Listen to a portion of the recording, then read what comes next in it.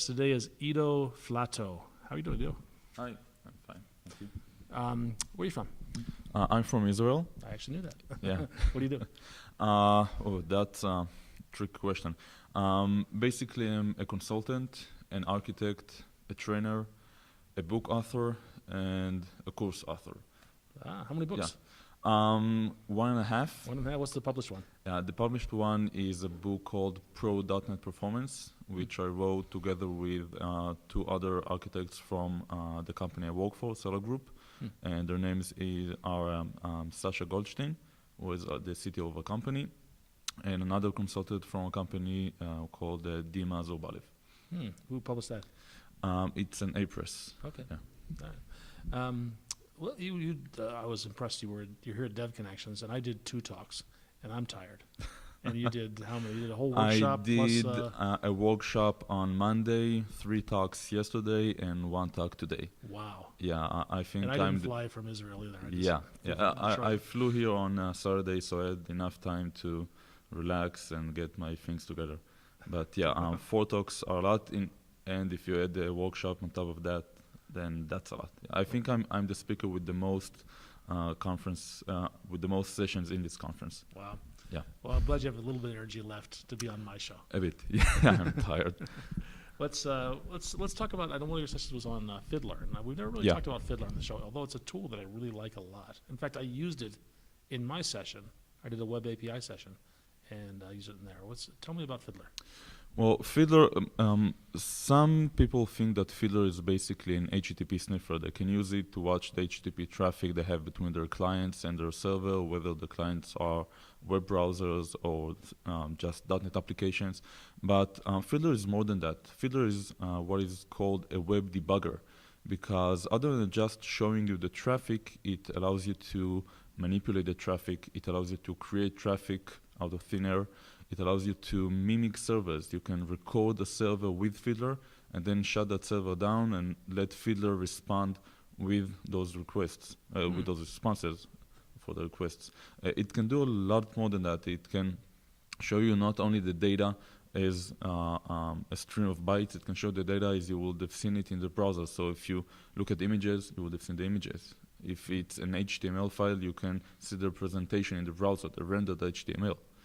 If it's a JSON content, you can see it as a hierarchy of objects. So it's really a very useful tool to figure out first what is going on the wire, the HTTP requests, the responses, but also to analyze things, to measure performance, to debug your applications. It's a must-have tool for every web debugger, every web developer. Well, it's a lot of different. It's wearing a lot of different hats, as we say in this country. Yeah. And you're using it. Tell me about some of the things that you're using it in the real world. Well, first of all, I'm using it to assist customers to find problems with their web applications, problems that have to do with slow loading web applications. For example, I use it to check the size of images and to check if images have metadata in them which increase the size for no reason. I check to see if they have minified JavaScript files and if they have minified HTML files. I check if the content is compressed or not, if it's cached properly. So that's only for performance. I use it a lot when I debug web services. I write web API services and WCF services, and I use it to reissue requests instead of opening the client again and again. So there's a little bit different. So the first part you're talking about, you're basically using it kind of as a passive tool. You're just saying, turn it on, show me the traffic, and I'll look at it and I'll analyze it. Right. And now you're talking about you're doing something active with it. You're actually going to create a request to call a web service. Because I said before, Fiddler is more than just able to watch the traffic. It's able to generate traffic. So if I'm debugging a web service and to create a call to the web service, I need to go through a client application, insert some data in it, press next a couple of times, and then hit the submit button. And something is going wrong on the service and I need to fix the bug and do it all over again. I don't want to open my client application for that and do it all over again. So I just grab that request from Fiddler and ask Fiddler to reissue the request, so I will automatically get the request sent to the server. That's a nice pattern. So you can capture it while you're hitting next, Yeah. somewhere in that code of the of your application, it's going to make the call to web request. And now you have a recording of it. You can just Right, copy it right. and paste it into the execute window. And that's great if I'm a web developer and I'm debugging my service, but also it's great for testers. When a test engineer takes an application and tests it, they can record those sessions, those connections to the server, and if they find a bug, they can have more than just a screenshot of the error message that they see in the client application. They can actually have the traffic, so they can save it in a file, send it to the developer, so they can go ahead and check the code, check the requests, and even reissue the same request to debug the server side. Okay. Anything else to use it for? Well, I actually had 2 days ago an issue with Azure Blob Storage that I needed Fiddler. Okay. I don't know how much you know about Azure Blob Storage, but basically it's a file storage that's always online, always available, where you can send requests and get content back. Right. I used it in a client side to store video files. Okay. And you were using the REST API to update and retrieve those video files? We're actually using simple browser requests to get the videos and play them inside the browser. Okay. And what we found out is that when we have a specific video type, it's actually an audio type, not a video type, of OGG. And we try to download it using Firefox and view it inside Firefox. It doesn't show the duration of the audio file because it needs to first download all the file, and the content length itself isn't enough because it doesn't know the bit rate of the audio file, so it can't calculate it. So only after it reads the entire file, it knows how long it is. And according to the documentation, you can actually add an HTTP header to the response that specifies the duration of the file. Now, problem is we needed to test that. But Blob Storage doesn't support adding custom headers. So instead of creating an elaborate service that takes the entire Blob Storage response and sends it back to the client with the appropriate header, I just open up Fiddler, intercepted the response from the Blob Storage, manually added an HTTP header with the duration just before sending it back the content to the browser, to Firefox, hitting send to client, and Firefox showed me the duration. That's the way I was able to verify that it will actually work once Azure Blob Storage supports custom headers. Oh, okay. So now you're still waiting for So them now to I'm add waiting that. for the Azure I'm team not sure to if add that's that on their feature. roadmap or not. But at least I was able to check that in 2 least seconds you know that with works. Fiddler. Okay. Yeah, I was able to check it in 2 seconds with Fiddler instead of creating a new project, uploading it to Azure to grab all the information. It was a whole lot faster with Sure. Fiddler. In fact, that was what I was doing in my demo. Was I wanted to call my web API methods with different verbs. It's kind of hard to use the browser to use post and delete. Post, you need to create jQuery. Even post is a little bit hard. You have to create a form, but put and delete, or I don't know, you have to write some JavaScript to do that. Well, that's a lot of work. Just type it into Fiddler. I actually, the workshop that I did this week was a web API workshop with HTTP.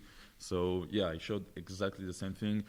Doing GET request in a browser is easy. Just type the address in the address bar and that's it. But how did you post in a web browser? How do you test those things? Instead of creating an HTML page with jQuery, just open up Fiddler. It was a nice learning tool because then I didn't have to explain what the JavaScript did, as I was at the same time trying to teach them, explain what Web API did. Yeah. So I could isolate those. Ignore that jQuery. It doesn't important right now. Are you familiar with the history of Fiddler? It was an open source project, and now Telerik owns it, right? It wasn't exactly an open source project. Fiddler was developed back, I think, in 2003 by a guy called Eric Lawrence, who was a Microsoft employee. He first developed it for, if not mistaken, for Office. He worked in the Office team, and they needed a tool to diagnose clip out. And from there on, he continued developing that tool, and he moved on to the IE team, and they used Fiddler to test stuff with IE while they were developing it. And I think it was a year ago when he actually sold Fiddler to Telerik. Yeah. So he it now wasn't. works for. Yeah, Telerik. you know, He left Microsoft. yeah. So it wasn't an open source tool. It was Okay. a free tool that You're you can right. just So download it. so it's not open source in the sense that you can't see the code of it. Yeah. Well, but, it's .NET, so you can't see the code. So but anyway, he didn't take any contributions for it. But from the very beginning, he would share it with everyone else. Right. free. It was a free tool, And that's still true today. and it's still true today. I hope it will also be like Yeah, that I haven't in the heard any future. promises of that, but it's kind of hard to give something for free and then take it away. Well, there are a couple of examples for that, you know, in the history of .NET tools correct. like Flatow. Reflector, Yeah. and the day that they started charging for Reflector, I think Telerik released a free tool that did the same thing. So Yeah, I think it's called Just Decompile or something like Exactly. that. Yeah, so maybe they'll be a little nicer to us. I hope so. Because I like to talk about Fiddler all the time, and once I need to tell people, well, you need to pay in order to get that, then I'll probably like me less. Fiddler's got a lot of great tools in it. Are there things in it that you can add to it? Well, first of all, Fiddler as it ships as you download it from the internet, you can actually add. Where do you download it from? If I'm not mistaken, fiddler2.com. Okay. Yeah, and you can actually go to fiddler2.com. There's an add-on page where you can download add-ons to Fiddler. Add-ons, for example, there's a famous add-on called HTML Inspector, which allows you to pick an HTML response that you got from the server, and it will show you a pie graph showing you how much of that content is actual content, how much of it is white spaces, how much of it is the view state. So you can figure out if your page is well written or there's some things that you can fix. And there are also other add-ins that you can install, such as Syntax View, which allows you to watch JavaScript with highlights. And of course, you can even create your own Fiddler plugins. Oh, really? So How's for that example, you just create a class library that contains a WinForm object, because Fiddler is based on WinForms. So for example, if you want to create a new inspector, a new way to watch content of files, you need to create a proper WinForm to display that content, and a class that actually takes the content from the pipeline and inserts it into your WinForms. So it's basically deriving from a class and implementing a WinForm. I see. I built such an inspector for a demo that allows you to take an XML content, show it hierarchically, just like the XML inspector in Fiddler, but it adds a small text box where you can type an XPath and actually locate content inside that XML code. Oh, okay. That's very cool. So when I create one of these plugins or these add-ons, how does that appear in the Fiddler interface? Does it pop up, or is Fiddler's basically a bunch of tabs? Yeah, well, basically, after you copy the DLL file into the Fiddler folder, it just loads up with Fiddler. So if it's an inspector, it will show up as a tab in Fiddler. If it's a new menu, it will just show up as a menu. Oh, I see. You can add menus, you can add export and import functions to save it to your own file type. You can add interceptors that will change content, whether it's in the request or in the response. Depends on what you're doing. Very cool. Do you have an online presence? Yeah, you can actually, first of all, you can just Google me. I have a few recorded sessions on YouTube from previous conferences I attended. I have a blog, which is, it's a bit tricky. It's blogs.microsoft.co.il/blogs/IDOF. It's IDOF. Okay, maybe we can create a tiny URL that'll point to that. I'll put that in the show notes. I think I have one, but I forgot it. Okay. It appears in all Now of you'll my have, sessions. now you'll have two. Yeah. And you're heading back tomorrow, back home. Yeah, tomorrow morning I'm heading back home, 2-hour flight. I'm home for 3 days, and then I'm heading again to a conference, this time a conference in London called Software Architect. I'm going to have a workshop about WCF, converting you to a WCF expert, and I'm going to have a session about the new features of WCF 4.5, .NET 4.5. Very cool. Yeah. Well, I appreciate you taking the time here. Thank you, Thank you. Ido. Thank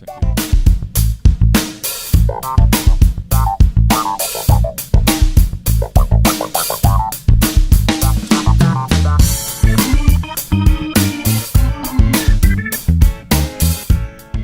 So this was a great conference in Dev Connections, a lot of new technologies to learn about, a lot of new friends to make, and stay tuned for more technologyandfriends.com.